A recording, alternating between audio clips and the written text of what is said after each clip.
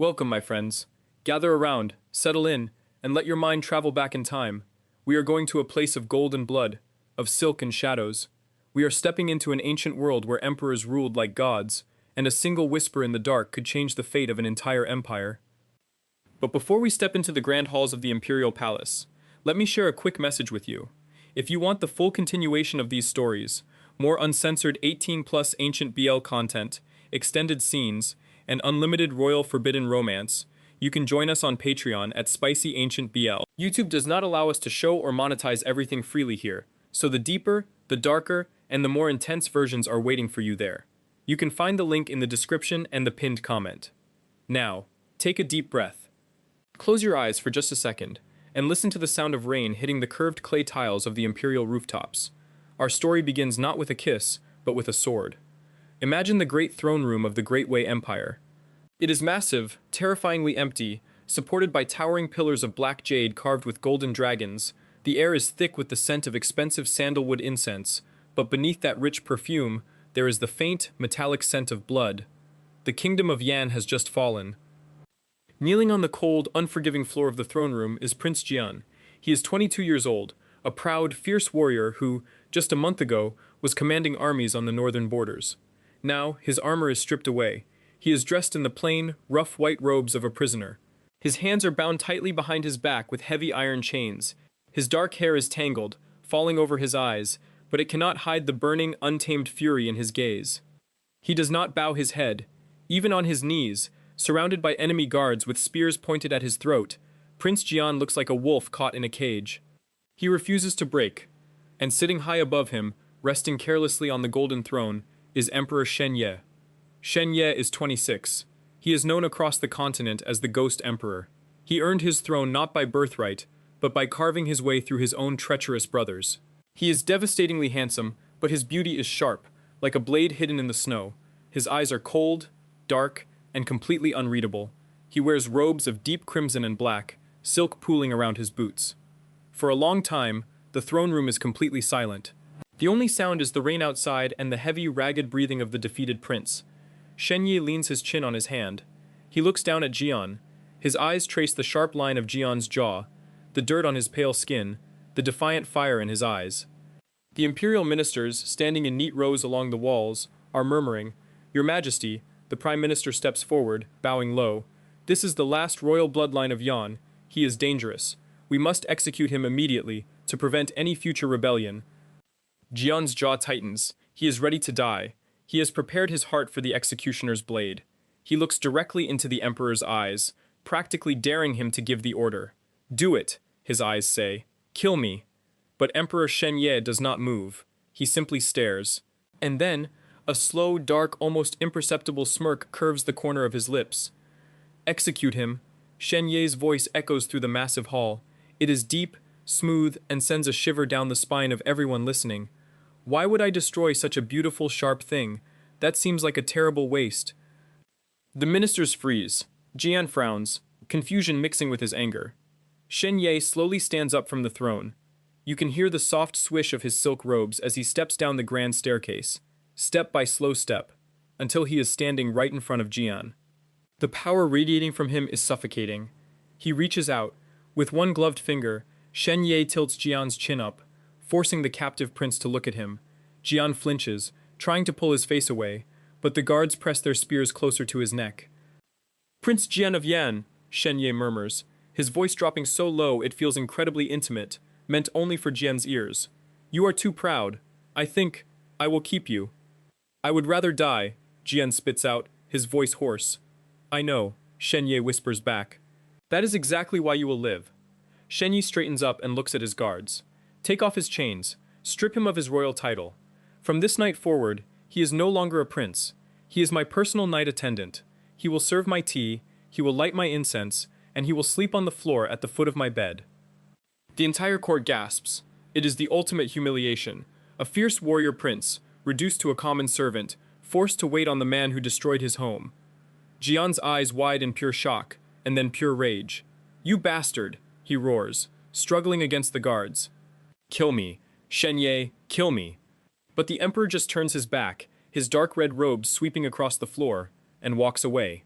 "Wash him," he orders coldly over his shoulder. "And bring him to my chambers at midnight." Can you imagine the tension of that first night? The imperial bedchamber is vast, lit only by the flickering glow of dozens of red candles. Outside, the rain is still pouring. Inside, the air is thick, suffocating. Jian is brought into the room. He has been bathed, his skin scrubbed raw, dressed in thin, white silk robes meant for an inner palace servant. The silk is soft, but to Jian, it feels like a heavier chain than the iron he wore earlier. He stands by the doorway, his hands clenched into fists, his chest rising and falling rapidly. Shen Ye is sitting on the edge of his massive, heavy wooden bed, reading a bamboo scroll. He doesn't even look up. He wears a loose black robe, untied at the collar, revealing the pale, muscular line of his chest and a faint silver scar over his collarbone. "You are breathing too loudly," Shen Ye says, his tone completely flat. He looks around the room. On a low table near the bed, there is a silver tea set. Next to it, a small, sharp golden knife, used for cutting pressed tea leaves. Jian's eyes lock onto the knife. "Pour the tea," Shen Ye orders, still not looking up from his scroll. Jian slowly walks toward the table. His footsteps are silent. He kneels beside the table. His hands are trembling, not from fear, but from adrenaline. He picks up the small teapot, but his eyes are on the knife. Shen Ye is only a few feet away. His neck is exposed. It would only take 1 second, one lunge. Jian could end the war right here. He could avenge his father, his brothers, his kingdom. Slowly, carefully, Jian's hand moves away from the teapot and hovers over the golden knife. His fingers brush the cold metal handle. He grips it. He holds his breath, shifting his weight, preparing to spring forward. "If you miss the main artery," Shen Ye says quietly, turning a page of his scroll, "the guards outside will hear me bleed, and they will spend the next 3 weeks keeping you barely alive in the dungeons. But if you are confident in your speed, you may try." Jian freezes. A cold sweat breaks out on his neck. Shen Ye finally lowers the scroll. His dark eyes lock onto Jian's. There is no fear in the Emperor's gaze. None at all. In fact, there is almost a dark, twisted curiosity. He tilts his head, exposing his throat even more. "Well," Shen Ye taunts softly, "are you a warrior of Yan, or are you just a servant pouring my tea?" The silence stretches. The air between them is so tight it could snap. Jian's knuckles are white around the handle of the knife. He stares at the Emperor's throat. He imagines the strike. He calculates the distance. But then, he remembers the surviving women and children of his kingdom, currently held in the capital's prisons. If he fails, they die. If he succeeds, they die in retaliation. Slowly, agonizingly, Jian releases his grip on the knife. His hand shakes as he reaches back for the teapot. He pours the hot tea into a jade cup, the sound of the water splashing loudly in the painfully quiet room. He picks up the cup, crawls closer, and offers it to the Emperor. He keeps his eyes on the floor, swallowing his pride, tasting blood from biting the inside of his cheek. Shen Ye looks down at the offered cup. He doesn't take it immediately. Instead, he reaches out, and his long, cold fingers brush over Jian's knuckles. Jian flinches at the touch, a jolt of electricity shooting up his arm, but he forces himself to stay still. "Good boy," Shen Ye whispers. He takes the cup, his fingers lingering on Jian's skin just a second longer than necessary. For the next 3 months, this becomes their life. A dangerous, quiet dance in the dark. Every night, Jian is locked in the Emperor's chambers. Every night, he prepares the tea, he lights the incense, and he sits on the floor by the bed, his back against the cold wooden post, waiting for the Emperor to sleep. But Jian quickly realizes something hidden from the rest of the world. The terrifying, godlike Emperor Shen Ye does not sleep. Night after night, Jian watches from the shadows. He watches as Shen Ye sits by the window, staring out at the moon for hours. He watches as the Emperor violently grips the edge of the bed when the ghosts of his past brothers haunt his mind. He watches the heavy, crushing loneliness that wraps around the most powerful man in the world. One night, the first snow of winter begins to fall. The bedchamber is freezing. The charcoal braziers have burned out. Jian is sitting in his usual spot on the floor, shivering slightly in his thin servant's robes, trying to hold his breath so his teeth won't chatter. Suddenly, there is the rustle of heavy fabric. A shadow falls over him. Jian looks up. Shen Ye is standing right above him. Before Jian can scramble to his feet or ask what is wrong, Shen Ye pulls a thick, heavy fur-lined cloak from his own shoulders and carelessly throws it over Jian's head. Jian blinks, pulling the fur down from his face. The cloak is incredibly warm. It smells strongly of Shen Ye, sandalwood, dark spices, and the crisp scent of winter plum. "Your Majesty," Jian whispers, confused. "Your shivering is annoying." Shen Ye says, his back already turned as he walks back to the bed. It distracts me from my thoughts. Keep it quiet. Jian sits there, wrapped in the emperor's cloak. He should take it off. He should throw it back at him. But the warmth is too inviting, and the scent of the man is strangely comforting. Jian pulls the fur a little tighter around himself. He looks at Shen Ye's back. For the first time, he doesn't see a monster. He just sees a tired, solitary man. The tension between them begins to shift. It is no longer just anger. It is curiosity. It is an unsaid magnetic pull that neither of them wants to acknowledge. It happens in small, dangerous moments. Like when Shen Ye is practicing his calligraphy in the royal study, and Jian leans over the table to grind the ink for him. Jian's sleeve accidentally catches on the edge of the paper, and as he reaches to fix it, Shen Ye reaches at the exact same time. Their hands collide. Skin against skin, a spark. They both freeze. Shen Ye's hand doesn't move away. His dark eyes flick up from the paper, locking onto Jian's face. Jian's breath hitches. They are so close Jian can see the individual lashes of the emperor's eyes, can feel the heat radiating off his body. Jian's heart starts to pound, a deep, heavy rhythm that he knows Shen Ye can hear. Your ink is too dark, Shen Ye murmurs, his voice a low vibration in the quiet room. His hand slowly, deliberately slides over Jian's, his thumb brushing the sensitive skin of Jian's wrist. Jian swallows hard, his mouth suddenly dry. I will add more water, Your Majesty.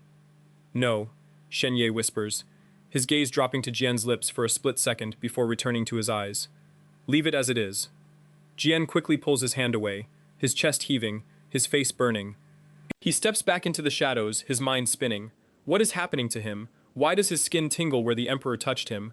Why does he catch himself looking at the broad line of Shen Ye's shoulders, or the sharp, elegant movement of his hands? He is the enemy. He is the conqueror. But the heart in the dark palace does not listen to logic. We are going to take a small breath here. Can you feel the heavy, quiet tension pulling them closer? And if you are enjoying this forbidden royal tension, remember, the extended and uncensored 18+ continuation is available on Patreon at SpicyAncientBL. The deeper conversations, the unhidden desires, the intense, uncensored moments behind closed doors. They are waiting for you there. The link is in the description and the pinned comment. Now, let us return to the palace, because peace in the Great Wei Empire is only an illusion. It is the winter solstice. The grandest banquet of the year is being held in the Pavilion of 1,000 Lights. The Great Hall is illuminated by giant, floating paper lanterns. Musicians play soft-stringed instruments. Noble ladies dance in swirling silk dresses. The wine is flowing and the ministers are laughing. Emperor Shen Ye sits at the highest table, dressed in formal gold and black imperial robes, the crown of jade beads hanging over his eyes. And standing right behind him, hidden in his shadow, is Jian. Jian's eyes constantly scan the room. He notices things the drunken nobles do not. He notices the way the guards by the eastern door are holding their swords a little too tightly. He notices the strange, sour smell coming from the wine being brought to the emperor's table. A group of masked dancers enters the center of the hall. They move with ribbons and long wooden swords. The crowd claps along to the rhythm, but Jian's warrior instincts scream at him. The footwork of the dancers, it is not an entertainer's dance. It is the footwork of Yan assassins. His people. They have infiltrated the palace. Jian's heart drops into his stomach. He knows what is about to happen. He looks at Shen Ye, who is calmly sipping his tea, completely unaware. Jian just has to stand there. He just has to do nothing, and his kingdom will be avenged. Shen Ye will die. The music speeds up. The dancers spin faster and faster. Suddenly, the music stops with a violent crash of a drum. The wooden swords in the dancers' hands break open, revealing gleaming, real steel blades. 3 of the dancers launch themselves directly into the air, flying straight toward the emperor's table. Assassins! A minister screams. The hall erupts into pure chaos. Tables are flipped. Women scream. Shen Ye's eyes widen. He reaches for the sword at his side, but the assassins are too fast. The leading assassin thrusts his blade straight for Shen Ye's heart. Jian's mind goes blank. Logic vanishes. Hatred vanishes. Before he even realizes what his body is doing, Jian throws himself forward. He shoves Shen Ye out of the golden chair. The 2 of them crash to the floor just as the assassin's blade pierces the air where Shen Ye was sitting a second ago. But the blade doesn't miss completely. It slices deep into Jian's shoulder, tearing through his silk robes and biting into the flesh. Jian cries out, a sharp gasp of pain, falling over Shen Ye on the floor. His blood instantly spills, dripping onto the emperor's beautiful gold-embroidered robes. Jian! Shen Ye's voice cracks. It is a sound no one in the empire has ever heard. the cold, emotionless ghost emperor, sounding absolutely terrified. In a blur of violent motion, Shen Ye kicks the table up, blocking a second strike. He draws his own sword and, with a terrifying, merciless speed, he slashes through the assassins. Within seconds, the royal guards swarm the hall, cutting down the rest of the attackers. The room is ringing with screams and the smell of fresh blood. But Shen Ye doesn't care about the panicked ministers or the dead assassins on his floor. He drops his sword. It clatters loudly against the jade tiles. He drops to his knees, sliding across the floor to catch Jian before the young man collapses completely. "Jian," Shen Ye says, his breathing erratic. He pulls Jian into his lap, his large hands immediately pressing down hard on the bleeding wound on Jian's shoulder. His hands are covered in Jian's blood. The visual is striking. The ruthless emperor, kneeling in the mess of the banquet hall, holding a mere servant, as if he holds his own soul. Jian is pale, his eyes fluttering. He looks up at Shen Ye's face, seeing the raw, unmasked panic in the dark eyes. "Why?" Shen Ye's voice shakes. "Why did you do that, you fool? You could have let them kill me." Jian forces a weak, painful smile. He lifts his uninjured hand, his trembling, blood-stained fingers weakly gripping the lapel of Shen Ye's robe. I don't know," Jian whispers. And then, his eyes roll back, and he loses consciousness. "Guards," Shen Ye roars, a sound so furious and desperate it makes the walls tremble. "Summon the imperial physicians. If he dies, I will execute every single doctor in this palace." Shen Ye does not let the guards touch him. He picks Jian up in his own arms, ignoring the blood soaking his imperial clothes, and carries him out of the chaotic hall, running through the rain-soaked courtyards all the way to his private bedchamber. The next 3 days are a blur of fever, boiling water, and the sharp smell of medicinal herbs. Jian's wound gets infected. The fever burns through him like a wildfire. He thrashes in his sleep, muttering delirious words in his native tongue, crying out for his lost family, crying out against the flames of his burning city. And for 3 days, Emperor Shen Ye does not leave the room. He does not hold court. He does not read his military reports. The ministers beg outside the door, but he orders the guards to turn them away. Shen Ye sits on the edge of his own imperial bed, where he has placed Jian Sa, and personally wipes the sweat from Jian's forehead with a damp cloth. It is the middle of the third night. The room is quiet, except for the crackle of the brazier and Jian's shallow breathing. Jian slowly opens his eyes. His vision is blurry. The first thing he feels is a heavy, warm hand tightly holding his own. He turns his head slightly. Shen Ye is sitting on the floor beside the bed, his head resting against the mattress, deeply asleep. The great emperor, who hasn't slept a full night in years, is passed out from sheer exhaustion, his fingers still locked with Jian's. Jian stares at their joined hands.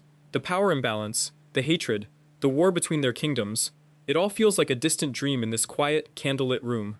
Jian gently tries to pull his hand back. Instantly, Shen Ye's eyes snap open. His warrior reflexes are sharp, but when he sees Jian awake, all the tension leaves his body. He exhales a long, shaky breath, closing his eyes for a brief second in overwhelming relief. Shen Ye sits up, leaning over Jian. He raises his free hand and gently brushes a damp strand of hair away from Jian's pale face. The touch is so tender, so completely unlike the ruthless tyrant he is supposed to be. "You are awake," Shen Ye whispers, his voice rough. "You put me in your bed," Jian rasps, his throat incredibly dry. "I would burn the rest of the palace to keep you warm if I had to," Shen Ye replies instantly. The honesty in his voice hits Jian like a physical blow. Jian's breath hitches. He looks into Shen Ye's dark eyes, and for the first time, there is no hiding. The mask is entirely gone. Shen Ye is looking at him with a hunger, a desperation, and a deep, aching vulnerability. "You shouldn't have saved me," Shen Ye murmurs, leaning closer. His gaze drops to Jian's lips. "You know what they are saying in the court? They are saying you staged the attack. They are demanding your execution." "And what?" Jian whispers, his heart pounding so hard, his injured shoulder aches. "What does the emperor say?" Shen Ye's face is only inches away now. Jian can feel the warm rush of his breath against his cheek. "The emperor says," Shen Ye whispers, his voice thick with emotion, "that if they touch one hair on your head, the rivers of this empire will run red." Jian lets out a shaky breath. "Shen Ye," he breathes out, the first time he has used the emperor's name without anger. Shen Ye closes the distance. He presses his forehead against Jian's, his nose brushing against Jian's cheek. It is not quite a kiss, but it is deeply, overwhelmingly intimate. Jian's good arm slowly rises, his fingers weaving into the thick, dark hair at the back of Shen Ye's neck, pulling him just a fraction closer. The silence in the room is heavy with everything they cannot say, with the forbidden, terrifying realization that the conqueror and the captive have somehow become the only thing keeping each other alive. But outside these heavy wooden doors, the world is waiting. And the world does not forgive. By the end of the week, Jian is well enough to stand, though his shoulder is heavily bandaged. But things in the palace have reached a boiling point. The Prime Minister and the highest-ranking generals kneel in the main courtyard under the pouring rain. They refuse to move. "Your Majesty!" the Prime Minister shouts toward the closed doors of the throne room. "The servant Jian is a remnant of Yan. He brings assassins into our halls, and he corrupts the mind of the Emperor. You must put him to death, or the army will revolt." Inside the dark, empty throne room, Shen Ye stands by the window, looking out at the kneeling officials. His expression is terrifyingly cold again. The ghost emperor has returned. Jian is standing a few feet behind him. He listens to the shouts of the men outside. He knows what this means. An emperor cannot rule without the support of his generals. Shen Ye is risking a civil war just by keeping Jian alive. "Give me to them," Jian says quietly. Shen Ye doesn't turn around. His hands clench into tight fists behind his back. "Do not speak. Shen Ye, listen to me." Jian steps closer. "You are the emperor. You cannot break your own empire for a servant." Shen Ye turns around slowly. His eyes are blazing with a terrifying, desperate anger. In 3 long strides, he crosses the distance between them and grabs Jian by the uninjured shoulder, slamming him against the thick wooden pillar. Jian gasps, not from pain, but from the sudden, overwhelming intensity of Shen Ye's presence. "A servant?" Shen Ye hisses, his face inches from Jian's, his chest heaving. "Do you still think that is what you are to me?" Jian stares up at him, his breathing fast, his eyes wide. "I am the prince of the kingdom you destroyed. I am your enemy. You are my sanity." Shen Ye roars, the sound echoing through the empty hall. He presses Jian harder against the wood, his hands trembling violently. "You are the only reason I can close my eyes at night. You think I care about this throne? You think I care about the old men screaming in the rain outside? Let them revolt. Let the empire burn to ashes. I am not letting you go." Jian's heart shatters inside his chest. He sees the cracks in the great emperor. He sees the lonely, desperate man who has finally found a sliver of light and is terrified of losing it. "I cannot love you," Jian whispers, tears finally pooling in his eyes, blurring his vision. "My father, my brothers, their blood is on your hands. I cannot love you, Shen Ye." Shen Ye's face twists in agony. He drops his forehead onto Jian's uninjured shoulder, burying his face in the soft silk of Jian's robes. The most powerful man in the world, holding on to his enemy like a drowning man holding on to a piece of driftwood. "I know." Shen Ye's voice is muffled, broken.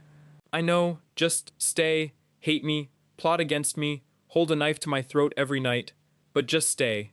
Jian slowly raises his hand. His fingers tremble as they lightly touch the back of Shen Ye's head, stroking his dark hair. The touch is gentle. It is a surrender. "I won't let your empire burn," Jian whispers softly into the quiet room. "I am a warrior, Shen Ye. If they want blood, they will have it on the battlefield, not here." The next morning, the heavy wooden doors of the imperial palace swing open. The rain has stopped, but the sky is gray and heavy. The Prime Minister and the generals are still kneeling in the wet courtyard, waiting for the execution decree. Emperor Shen Ye walks out. He is dressed in full black battle armor, a terrifying, magnificent sight. A heavy sword rests on his hip. He looks down at his kneeling court with absolute, icy disdain. "You fear the Prince of Yan." Shen Ye's voice booms across the courtyard, loud and clear. "You fear he is an enemy in the shadows." The Prime Minister looks up, hopeful. "Yes, Your Majesty!" "He must be removed. Then he will no longer be in the shadows," Shen Ye declares. From behind the Emperor, another figure steps out into the light. The court gasps in collective shock. It is Jian, but he is no longer wearing the white robes of a servant. He is dressed in the dark, heavy armor of an imperial general of great Wei. His hair is pulled back tightly, his sharp jawline set, his eyes burning with the fierce, untamed fire of the prince he was born to be. The black armor hugs his broad shoulders, a silver sword strapped to his waist. He looks breathtaking, he looks deadly. "I am reinstating his rank," Shen Ye announces, his voice echoing like thunder. "He is no longer a servant. He is the commander of the vanguard. The rebel forces on the western border are marching. I am riding out to meet them, and General Jian rides at my right hand. Anyone who questions his loyalty will have to answer to my sword." The courtyard falls into a dead, stunned silence. No one dares to speak. They stare at the former captive. now standing as the second most powerful man in the army. Jian steps forward, stepping right beside Shen Ye. He does not bow to the ministers. He looks straight ahead. Slowly, beneath the cover of their long, heavy capes, Shen Ye's armored hand brushes against Jian's. Jian's fingers open, and he tangles his hand with Shen Ye's, gripping it tightly. A secret, unbreakable bond hidden from the entire world. "Are you ready?" Shen Ye murmurs softly, only for Jian to hear. Jian turns his head slightly, meeting the dark, intense gaze of the man who ruined his life, and the man who gave him a new one. The hatred is gone. What is left is something far more dangerous, far more consuming. "I will protect your back, your majesty," Jian whispers, a fierce, beautiful smile playing on his lips. "And I will hold you to your promise when we return." Shen Ye's lips curve into a rare, genuine smile. "Let's go." They walk down the jade stairs together, side by side, their capes snapping in the cold morning wind, heading toward the war, toward the future, bound together by blood, duty, and an irrepressible, forbidden love. And that is where we close the palace doors for tonight. But the war is just beginning, and what happens between a fearless general and a ruthless emperor in the private, heavily guarded war tents during the cold nights on the battlefield, well, that is a story of a very different kind. If you want the next part, the uncensored continuation, and more unlimited 18+ Ancient Royal BL stories, come join Spicy Ancient BL on Patreon. The deeper, more sensual, and intense moments that we simply cannot show here are waiting for you in full detail. The link is waiting for you in the description and the pinned comment. Thank you for listening, my friends. Until next time, keep your secrets close and your heart guarded. Good night.